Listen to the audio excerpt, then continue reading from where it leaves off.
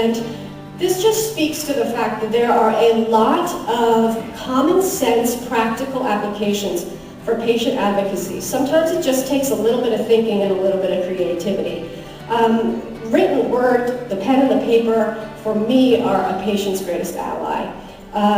Always take notes when you're speaking to the physician. I don't know about you, but I always sit there and my doctor's talking to me and I'm thinking in the back of my head, oh, I'll remember that, I'll remember that. And then by the time I get to the parking lot, I don't remember anything that he just said. So, taking notes is really important. Keeping a list of your medications. I actually have a printout of my medications that I keep in my day planner because I don't know about you, but I'm not really sure why charts exist. Nobody seems to look in them. And so every time I go into a doctor's office or an ER or wherever I am in the hospital, I get about 15 people coming in asking me the same question. What are your list of medications? What are your dosages? Blah, blah, blah.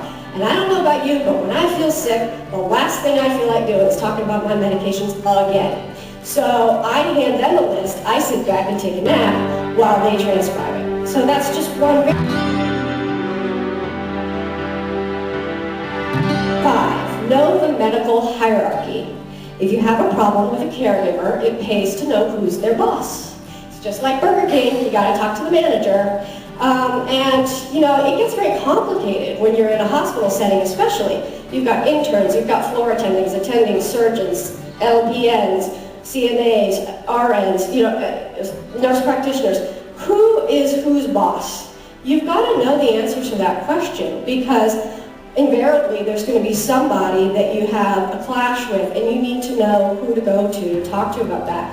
And one very specific thing that I'd like to mention about that is if you're an inpatient, if you are in the hospital, you might think that your doctor, whether it be your primary care physician or your specialist, is going to be the one caring for you, when in fact, more times than not, it is the floor attending. And the floor attending may or may not know anything about the particular illness that you are dealing with. So please be aware that if you're having a problem, and I speak from experience, I have had a lot of problems with floor attendings because I go to the pulmonary floor when I'm inpatient and they know nothing about transplant. So we have a lot of clashes about my medications, the blood draws, all those kinds of things. So I need to call in my team. When I'm having a problem with the floor attending, I need to call in my team and say, you guys need to come out down here, do a quick education session, and then you also need to make some major notes in my chart with big black Sharpie.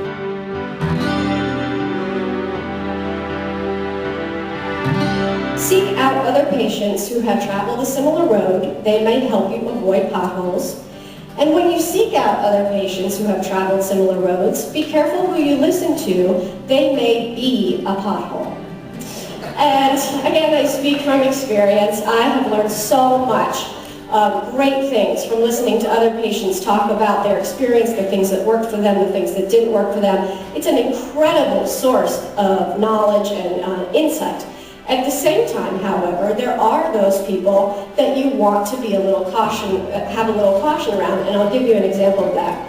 I was in a support group before my transplant, before my first transplant, and it's patients who have been pre- and post-transplant.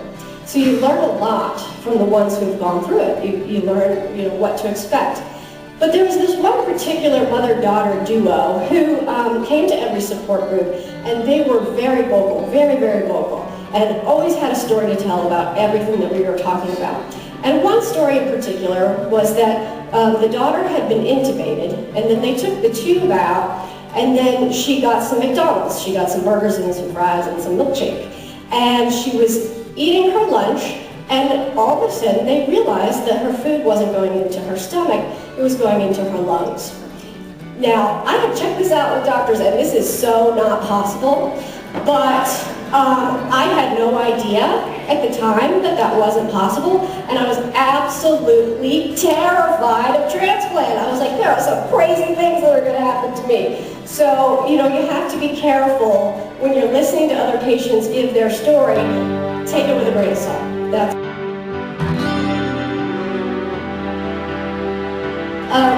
This one's very simple. If you go to a surgeon, they'll want to do surgery. If you go to a medical doctor, they'll want to give you medicine. If you go to an acupuncturist, they're going to want to do acupuncture. The reason why these people are doing what they're doing is because it's their passion and it's what they believe in. So the chances are that when you go and talk to a specialist, they're going to want to do their specialty to you. And the reality is this can become very confusing. For example, my father has some problems with his kidney, and he was seeing his nephrologist, his surgeon, and his old buddy, his heart doctor, who had done the stent in his heart. And they all had three very, very, very different opinions on how this should be dealt with. That is a very confusing, very disorienting, and very scary place to be. Because what do you want as a patient? You want to walk in somebody's office and have them tell you, I know how to fix you, now let me do it. But when you've got three people saying, I know how to fix you, and that other guy's going to screw you up, that becomes a very scary place to be. And that's where knowledge comes into play. At this point, it's up to you. You are in the driver's seat. You need to do your research. You need to think about what it is that you think makes sense and make your decisions from there.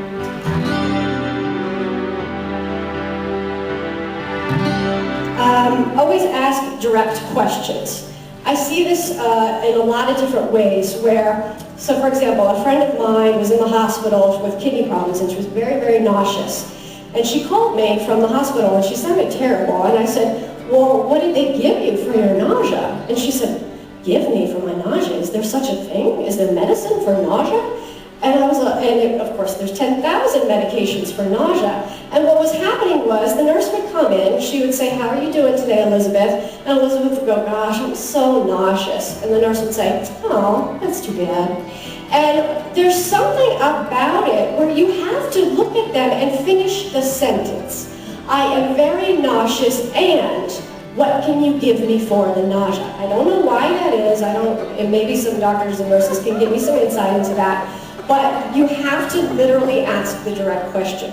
And then my next example comes with end of life. Unfortunately, I've seen a lot of friends pass away in the last few years. And many of them didn't really understand that they were dying or didn't know if they were dying. You know, that's one thing about dying. It's not always crystal clear that that's what's going on. And so, I had this one friend in particular who said to me, gosh, I really don't know. Like, is this it? Am I going? Is this the end? And I said, well, have you asked the team? And she said, well, no, but wouldn't they tell me? I said, absolutely not, they wouldn't tell you. Especially about dying. They're not going to bring it up unless you bring it up. So you have to look them in the eye, and that's exactly what I did with my doctor. I looked her in the eye and I said, how much time do you think I have based on your experience? She said 6 months. I said, thank you very much.